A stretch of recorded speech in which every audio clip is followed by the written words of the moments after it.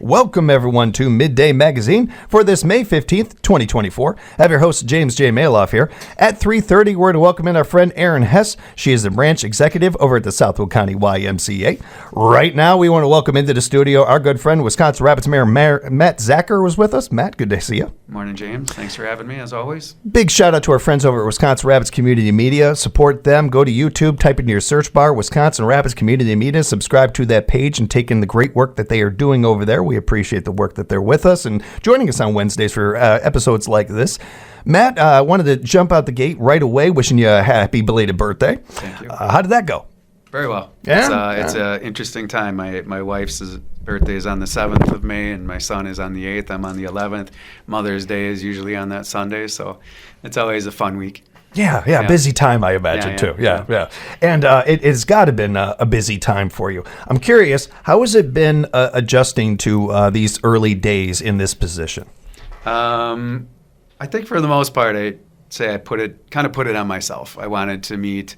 Well, I had unrealistic expectations. I wanted to meet about 230 employees face to face and say hello, and that realized that was going to be more like a year process because of all the other things that are going on that pull you in different directions. So I talked with the department heads and set up some bigger meetings so I could at least get in front of everybody and say hi and ask questions and let them know where I'm coming from, what I'm looking to accomplish, and then as I'm going through the budgets, already talking about budget time, because I'd like to make it a year-long process, just being on top of it and understanding better what's on the inside of each department and what's going on so I can understand better. I always found that very tricky as the finance and property chair, or even on the committee, to really understand from pieces of paper or just a conversation in a room what's actually going on in the department. So the fire department has agreed to let me work with them the first time around, so I'm going to spend all of next week there.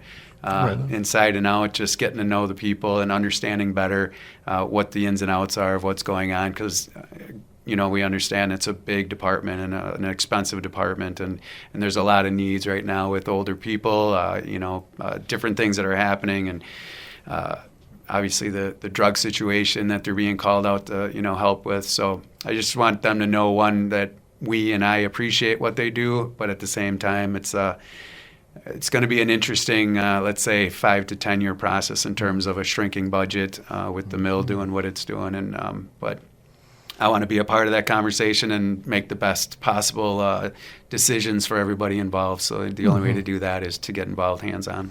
Any chance to shout out and thank our firefighters and our departments? We appreciate you. We thank you for your service and what you do for us in our communities.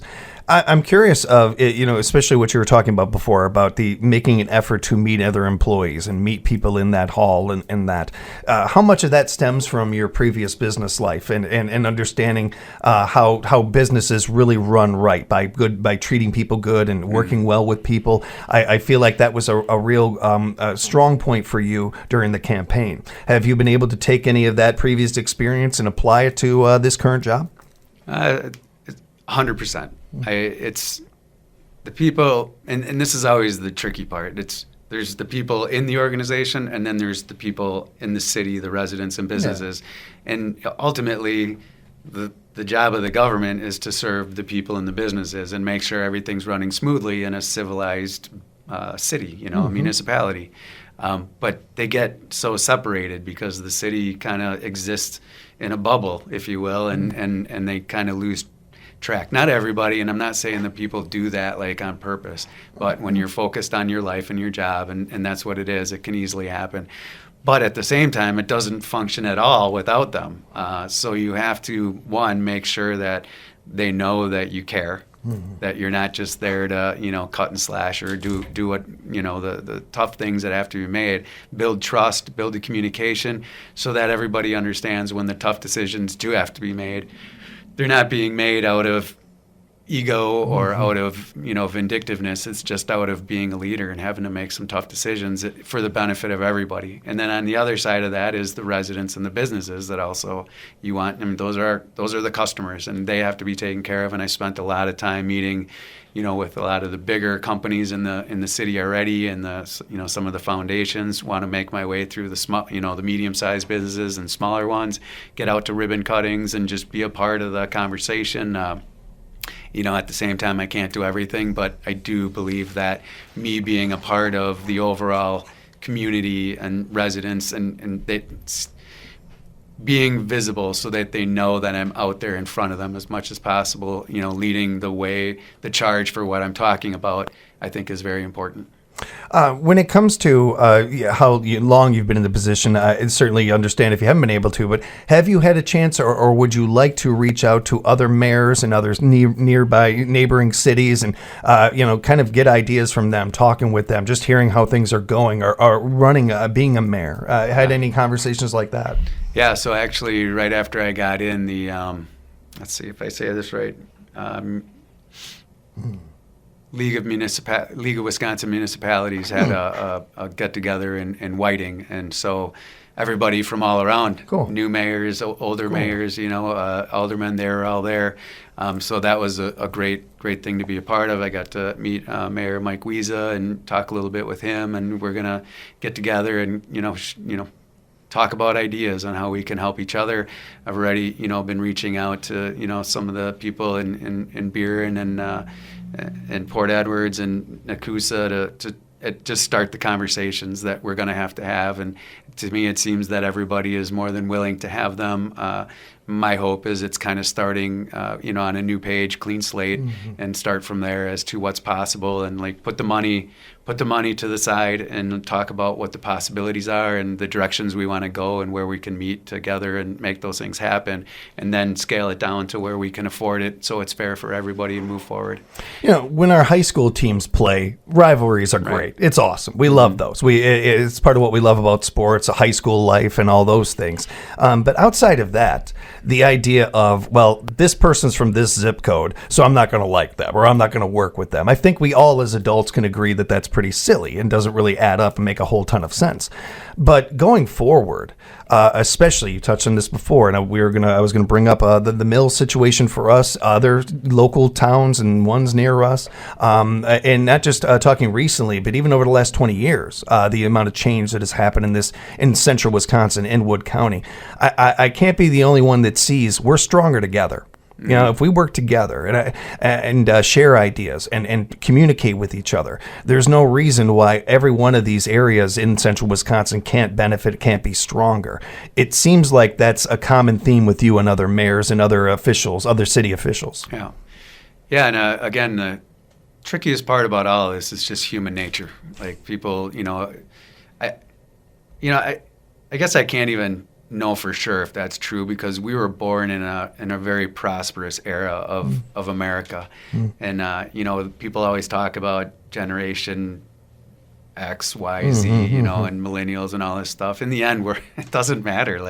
We're all just people, and those children were raised by the two generations previously, and they were raised, so it's all interactive. And the fact that we try to break it down and compete against each other is kind of it's not necessary. But at the same, if you really take America back to its roots, there's probably always been competition because of the capitalist nature of it, of how it was kind of started. But at the same time, we didn't make it to where we were by ourselves. We didn't build our barns. Really, agriculture is what we built our country on, and you needed the community to help with that stuff and the kids. And it wasn't just us on our own in our house driving our car to work back again. This is a whole different thing to us, and the sooner we can kind of figure out how to live within what is right now, but go back to community living and working together. And that's where I talk about the entrepreneurial aspects of, you can't grow a business by yourself. You have to treat your customers right. You have to treat your partners right. You have to treat your employees right. it's everybody that makes it happen. You don't just get to live in a void and say, look at me, look at me. If you do, my hope is it doesn't last long. Yeah. And then somehow you get humble and try again. But outside of that, it takes a lot of people to make a business grow, and it takes a lot of people to make an actual community change direction to a more entrepreneurial minded mindset and economy moving forward. You certainly know something about that, getting a business up and running, getting a business started, getting it thriving, making it successful, some of that.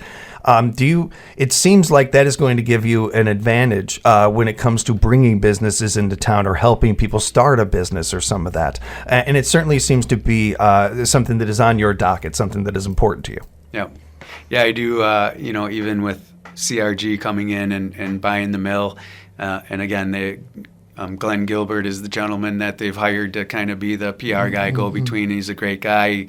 I can tell that he really cares because he's been through this process with a mill that he was the general manager of. And so he understands. But at the same time, getting to the people that are making the decisions and just say, look, I just want to be a part of the conversation to whatever degree I can be, so that ideas can be shared. Like, it's a group effort, understanding that there's a final decision maker when it comes to all this stuff. But if we can come up with solutions that they didn't even think about, or we can bring in people from the community that, on a large scale like this, you're not necessarily thinking about who in the community can participate in the benefits of what's to come with the mill.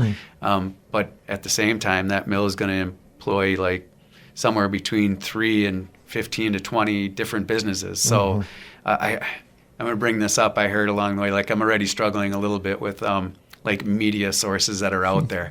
You and I must have been talking, and somehow I don't even know the name of the gentleman that's on a different radio station that I didn't even really know about. And I just saw a little snippet that says, new mayor, Matt Zacher, Wisconsin Rapids, says new company is going to gut the mill, sell all the equipment, and leave. And I was like, maybe that might be a summary too. But I'm like, that's not what I said, and that's not what's going on there. I'm not saying in the end, if we can't for some reason, like there's no industries that want a ton of cheap power from Quebco and have massive buildings that are there for the ready to put their machines in and start making their product. I just don't think that's reality. I think people are looking for this, and we just got to make sure we market it as such, get the word out there, and work together to fill those buildings up, and it'll become an amazing industrial park. And I was just thinking last night that this is like to show the honor for the Meade family and the Consolidated name to be, a park, an industrial park in their name. Like, we shouldn't forget where we came from. Like, that should remain a part of this big picture of what it is, and hopefully somehow we can make that happen. But in the end, I think our community has to honor its roots and traditions, but then be excited about the future of what's to come. Yeah. One of the things that I think is cool about honor, about, paying attention to where you come from, or respecting your roots and some of that, is the inspiration that can come from a George Meade, from some of these people of the past, that this town looked one way before these individuals, and boy, did it look different after them. Oh, yeah. And that could be anybody out there. That could be anybody that's listening to this. That could be you or I. It could be anybody out there that makes those kind of changes and that kind of impact in their community. And it doesn't just have to be our community. Anywhere you're listening to us, you can make that kind of impact. Yeah, the inspiration's got to go all the way. Like, I've said this before to you, like the genius of the people that ran. Like, I took a tour of the entire mill, and it was phenomenal. Like, you can look at it from the outside and be like, wow, big buildings. But you go inside and see what it took to run those machines and do all the work and fixing and building and everything they did on their own. And that was everybody in this community that's still here, or maybe not still here. But it was everybody that made that happen. And that's the pride, and that's the sadness that I think people feel. But at the same time, the past is the past, and we need to take that ingenuity, the genius part, the hard work ethic, the camaraderie, and move forward together in a new era. We have touched on the mill a little bit already. Have we kind of? I always like to write in my notes a mill update. It feels like we kind of already got that. Is there any other news as far as the mill goes? Any new news, I should say? I don't think I kind of went through everything that I did before. I think probably the bigger part is if we can find someone to it looks to me like the craft mill, and again, this is just my opinions. I'm not saying this is what's happening for sure.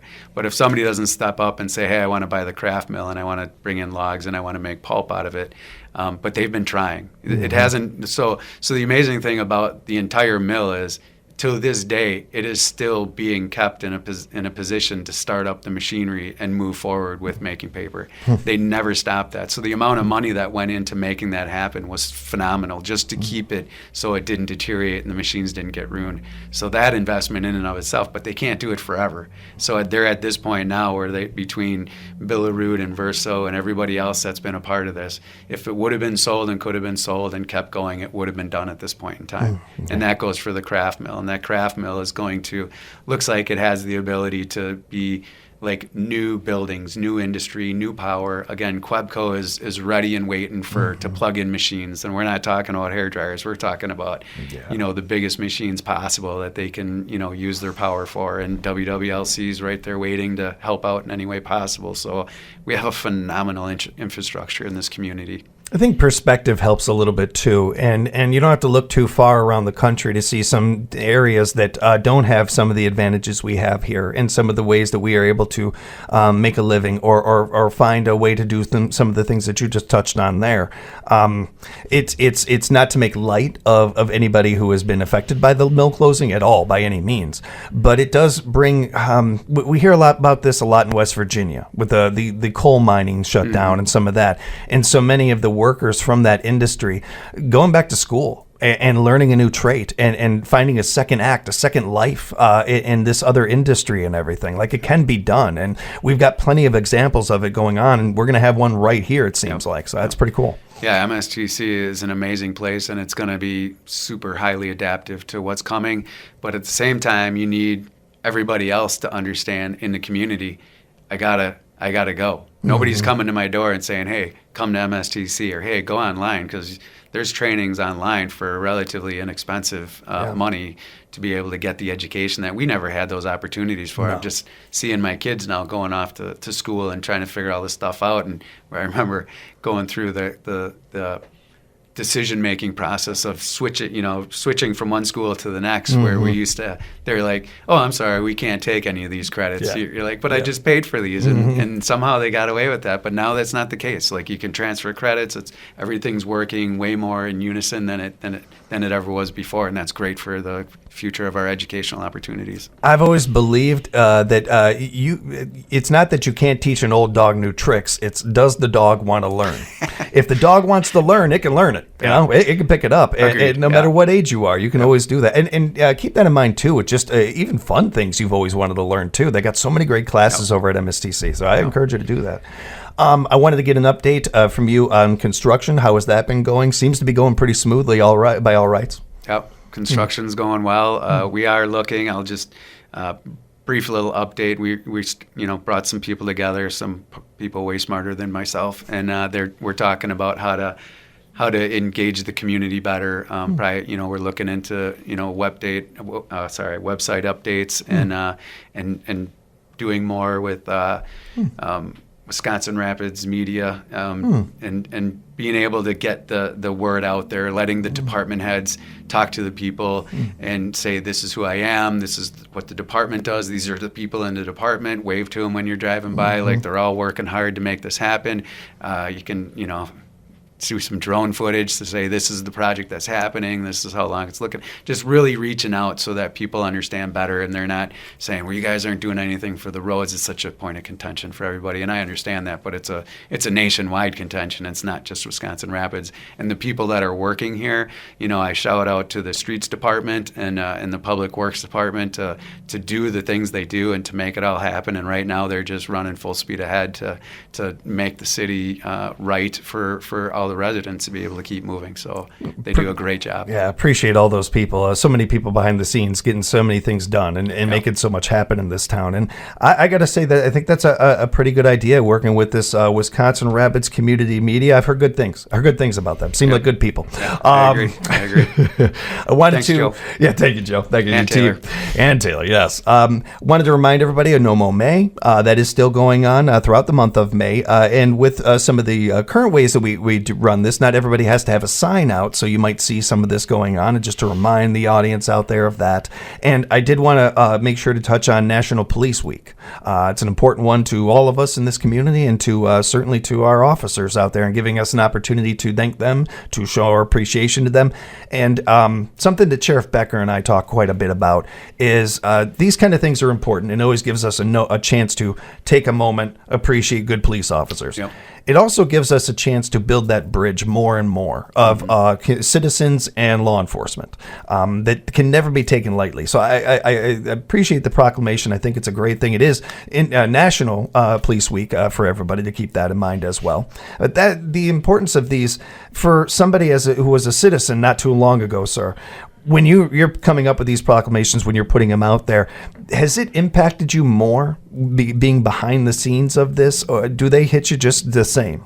No, absolutely. Like, there's just so many things you just take for granted and you don't think about as a resident. Like the fact that you get up every morning, you jump in your car, you drive down the road to work, you go to work, you go home. You know, all these things are happening, and they're happening because of everything that's going on within the city, and they're making it happen. And there are a lot of unsung heroes, and they're a big one with the police. I talked at length with Chief Hostins yesterday just about his ideas that he has, and how to bring the community together, and how to serve better, and how to, I guess these are just my words, but bringing more humanity back to like how we have to interact with each other and not take each other for granted. And a lot of that starts with, with the police being able to do a tough job of being the disciplinarian of the community family, but at the same time being, also the humanistic, the spiritual leader to make sure that we all stay together as a community and we feel good about what we're doing and where we're going. And I just, another shout out, I'm probably going to do this a lot because I don't remember this stuff, but going to the Centralia Center yesterday to do coffee with the mayor, we do once a month. And just, you go around these curves in front of the Centralia Center every day, but you never realize all the plants and everything that they have out there. And I met the lady yesterday that takes care of that, and she just does a wonderful job. And she's one of many that are out there doing it on a volunteer basis. And that just adds to the beauty of the community and things that are happening that we just don't recognize and see because we're so busy living our daily lives. It's great to take a moment and just take a time out and take a step back and have a third person perspective on some of these things. I'm spoiled in my job.